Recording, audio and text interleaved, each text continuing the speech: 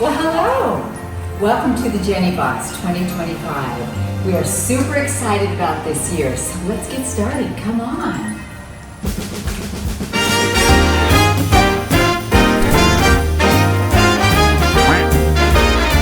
Hey everyone, it is Misty and I am so excited to be here with you on day one. Can you believe it is already time for Jenny's countdown to Christmas?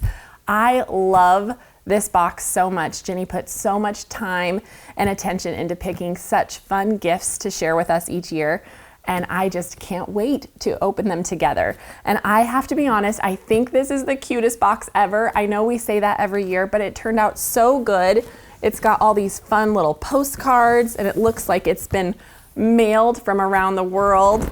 But we all got to kind of help write the postcard. So there's one for me and Natalie, and of course Jenny and Ron and Courtney and even Chuck. So cute and so fun. So let's go ahead and dig in and open up day one together. So let's check this out. Look at this adorable picture of Jenny and Ron on top. I just love them so much, and we miss them as they're in Ghana. And we need to find day one, which it looks like it's right here. So let's go ahead and move this out of the way. And now we can open up our first gift together. So let's see what we have here.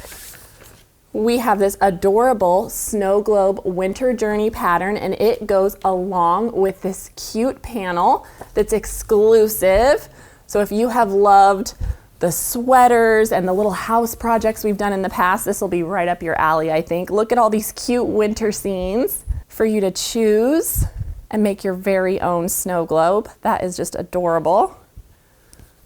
So I think this means we need to put this back in here and pass it off to our favorite elf, Courtney. So let's go ahead and gather this up. And we will put this back inside. And we will leave it right here so it's ready for Courtney to teach you how to make it. And I'll see you again soon.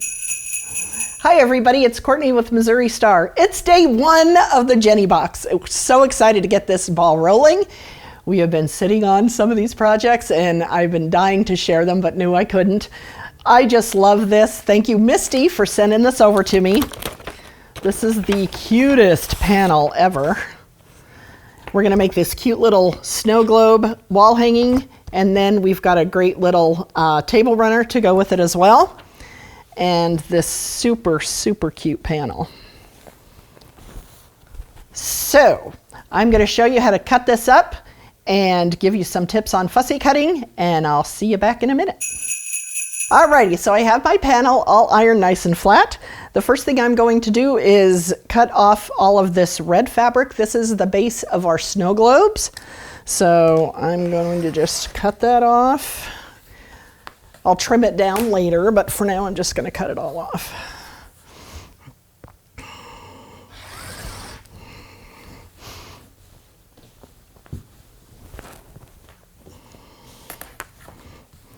And again, you've got a little bit of room here, so you don't have to worry if it's exactly straight. You've got a little bit of wiggle room.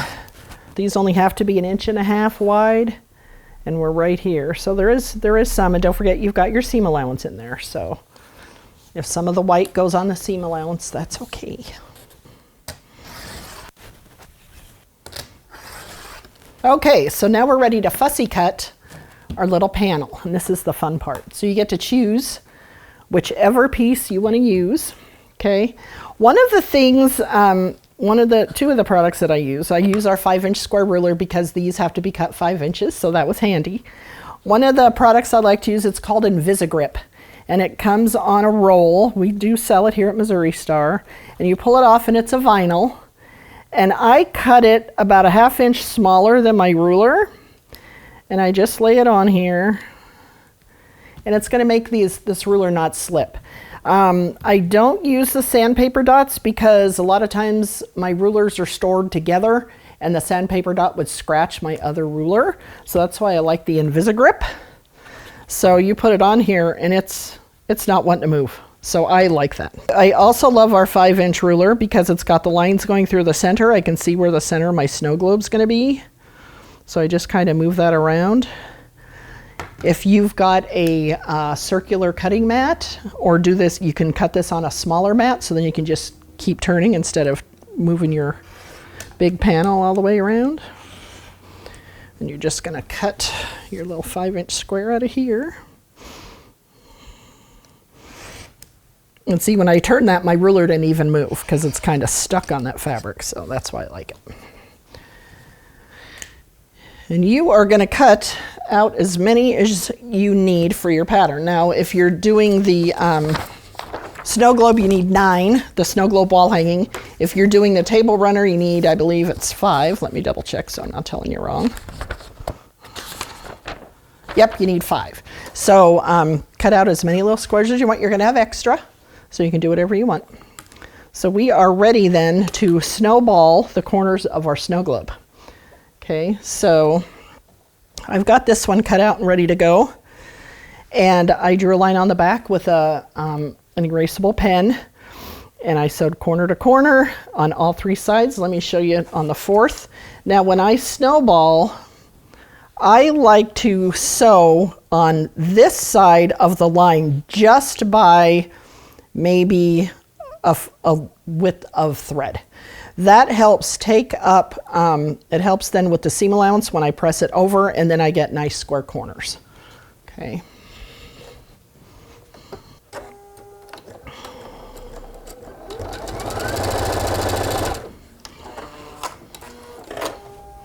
Gonna go ahead and press these.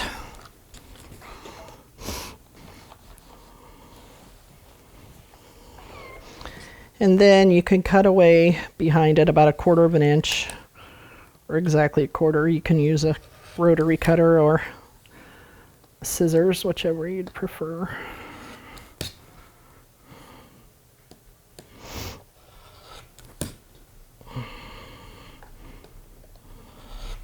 There you go, top half of the snow globe is done.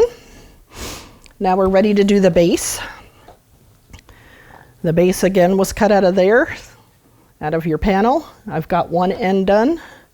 I'm going to come back and do the other end. Now when I'm starting to sew this, instead of starting on the point, I'm starting on one of the flat sides. Why? Because a lot of times machines want to grab your fabric when it's just a point and pull it down under. I want to avoid that. So whenever possible, when I'm sewing, when I'm snowballing anything, I'll start on a straight side, not the point. Okay? Just something I picked up.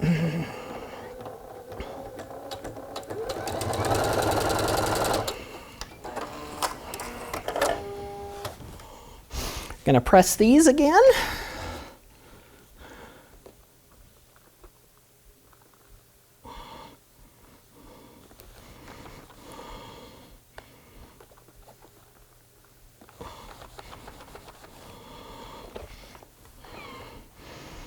Okay, we're going to cut this away.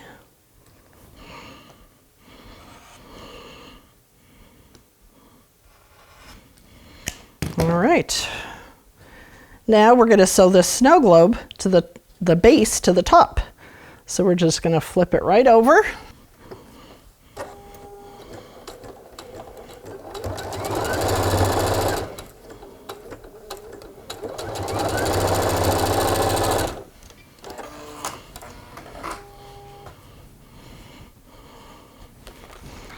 Give it another press. And here you can press it any way you like. You can press it open. I pressed mine down towards the base. It's up to you. It really doesn't matter. So this is the base for your whole project. You just need to make as many as you like. If you're going to do the runner, we decided to put ours kind of all facing different directions. So you can see them there, where if you're sitting on either side of the table, you get your wonky little snow globes. So you'll just add, they have you add your background fabric, whatever you choose. So you'll add your 2 small pieces to either side, and then your longer ones will go across the top.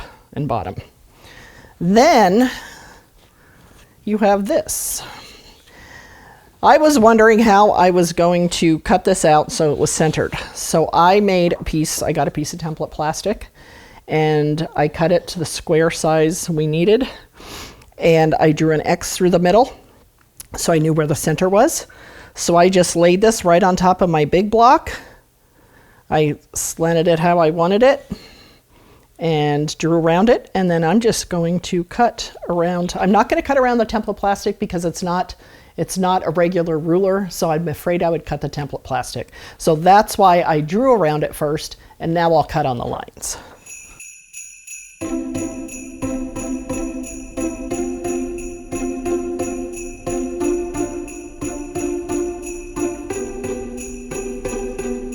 All right, so here's our cute little wonky snow globe, and you can either tilt it this way, or do some of each like we did. But it's the same thing, you just tilt it one way or the other way. And that's it. After you're done piecing your tops, just get them quilted and throw a binding on and you are all done. Oh wait, I forgot to show you the quilt, most important part. Here's the cute little quilt that we made with the 9 blocks. There's some sashing in between each block and then in between each row. Then we added an inner border and an outer border just to frame that up so pretty.